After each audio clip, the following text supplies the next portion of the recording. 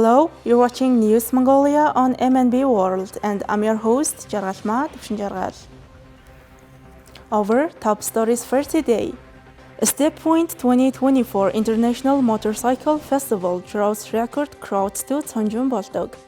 One Day in Mongolia event held in Belgium. President of Laos to pay state visit to Mongolia. For the news, stay tuned.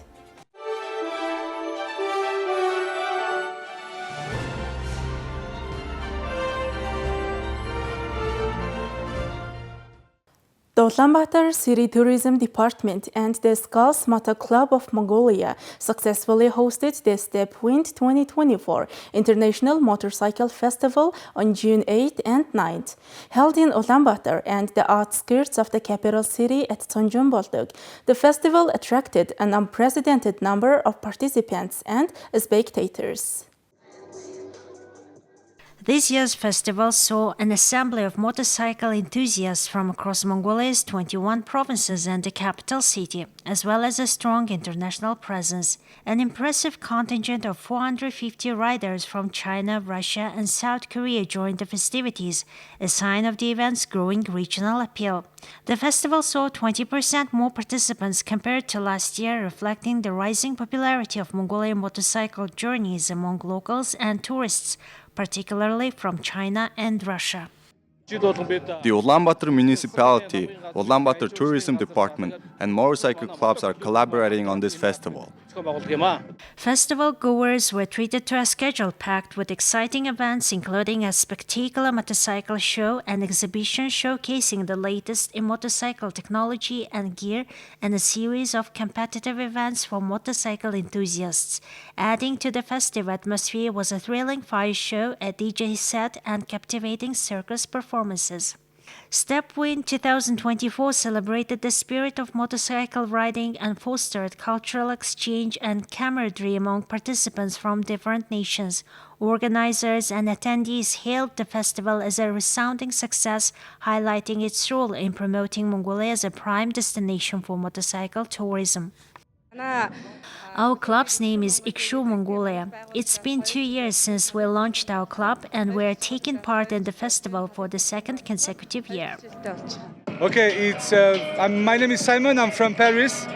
It's very nice to be here, and the weather is magnifique, and the event is wonderful. Wow, I don't have words to describe my feeling to be here today. It's really, really nice to be here. It's really, really nice to be here.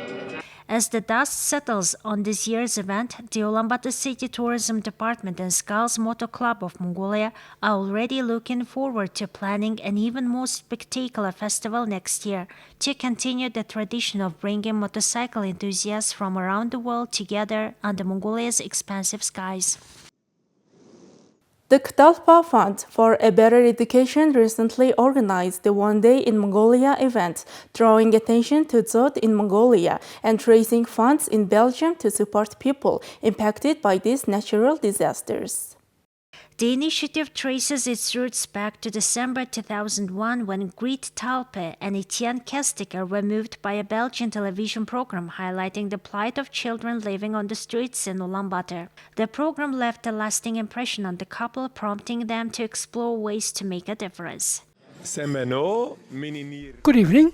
I greet you all on behalf of the Ktalpa Foundation. The Ktalpa Foundation is a non-governmental organization based in the Kingdom of Belgium that has been doing charitable work in Mongolia for many years. Tonight's event is going really well. We invited business people who have been working and operating in the Kingdom of Belgium for many years to introduce and expand the activities of our foundation. The Ktalpa Foundation offers financial support to many charitable organizations in Mongolia. Mongolia is a very beautiful country. We have been there many times. My family and I love Mongolia. In this sense, we always try to help Mongolia. That's why the Ktalpa Foundation is helping a hand. That's why the Ktalpa Foundation extends a helping hand to Mongolia through its foundation. Recently, we have collected some funds to help hurting families affected by the drought disaster in Mongolia. I am Christophe from Shop Invest. Since 24 years we are doing business in Mongolia, and we believe that the best way to support the Mongolian people is doing business with them. So we are hoping to continue our collaboration for the next years, and we would like to invest the money that we earn there in the charity for the children and the people in Mongolia. I think it's a very important event that contributes to the well-being of Mongolian children. It also brings local business owners and donors together. I think high-quality education is important to European countries.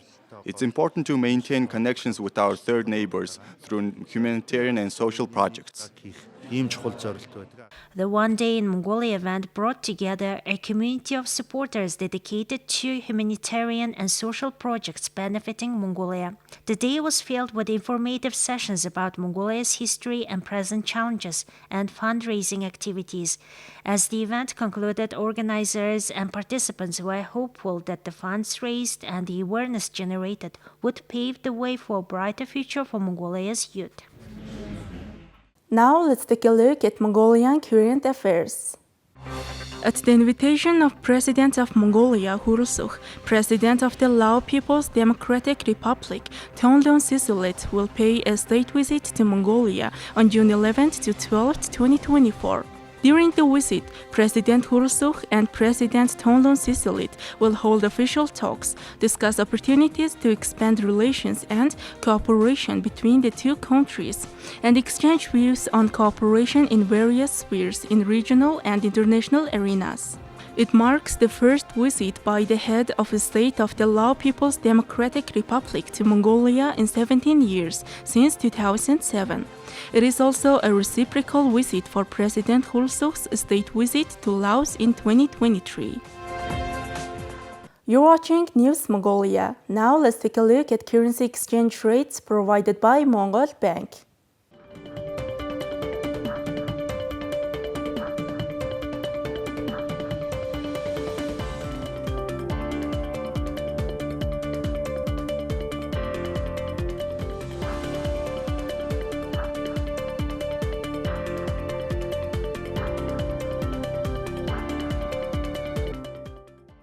Next, our program will turn our attention to foreign news, partnered with international news agencies.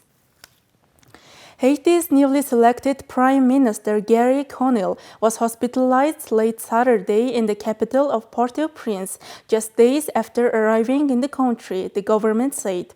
It wasn't immediately known why Conille was hospitalized.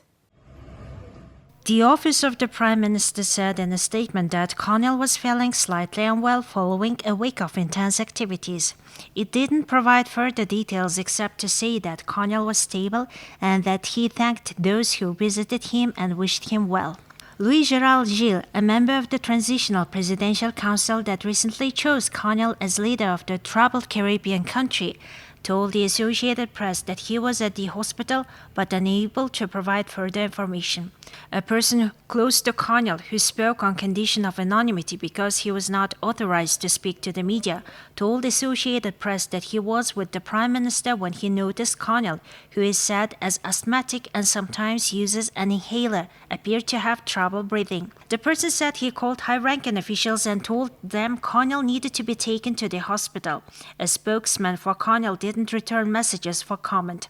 A handful of curious onlookers gathered outside the hospital as authorities blocked the street with tinted glass SUVs. Conille was chosen as Prime Minister on May 28 after a convoluted selection process. He arrived in Haiti on June 1st, having worked outside the country until recently as UNICEF's Regional Director for Latin America and the Caribbean, a post he assumed in January 2023. He previously served as Haiti's Prime Minister from October 2011 to May 2012 under then-President Michel Martelly. Conille has been meeting with multiple officials and visiting various parts of Port-au-Prince since arriving, including climbing into an armored vehicle to go along on a patrol with officers from Haiti's National Police. Earlier Saturday, Conille toured Haiti's main international airport, which recently reopened after gang violence forced it to close for nearly 3 months. The United Nations says 14.6 million people in Ukraine are now in need of humanitarian assistance in Ukraine. MSOEA's report to the Security Council detailed the severe impact that Russian attacks on Ukraine's energy infrastructure are having on the humanitarian situation. MSOEA said the Office of the United Nations High Commissioner for Human Rights has verified that at least 11,000 civilians have been killed since the war began in February of 2022. The scale of humanitarian needs in Ukraine remains vast. More than 14.6 million people, about 40% of the population, require some form of humanitarian assistance. Over half of them are women and girls. Since we last briefed the Council 3 weeks ago, the civilian toll of attacks on Ukraine has continued to mount. Few parts of the country are spared from these hostilities, particularly in the east, northeast, and south. But an escalation in fighting in the Kharkiv region since the 10th of May has had the heaviest impact. According to the United Nations Development Programme's preliminary estimations based on available official data, the energy system in Ukraine is now down over 60% of its pre-war generation capacity. This, of course, has severe consequences for the humanitarian situation in Ukraine.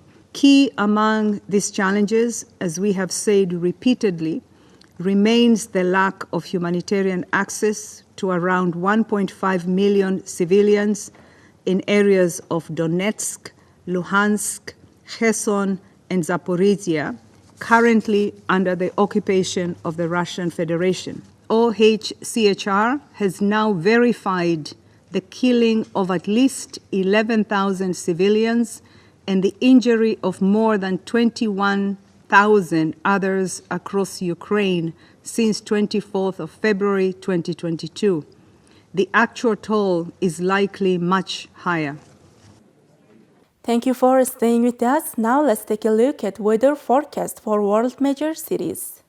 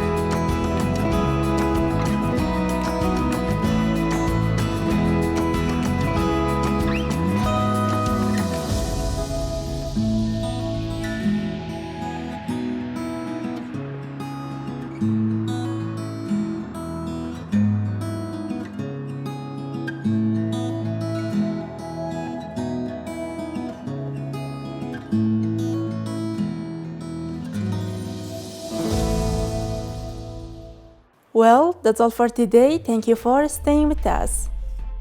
We will see you tomorrow with more news and updates. Goodbye.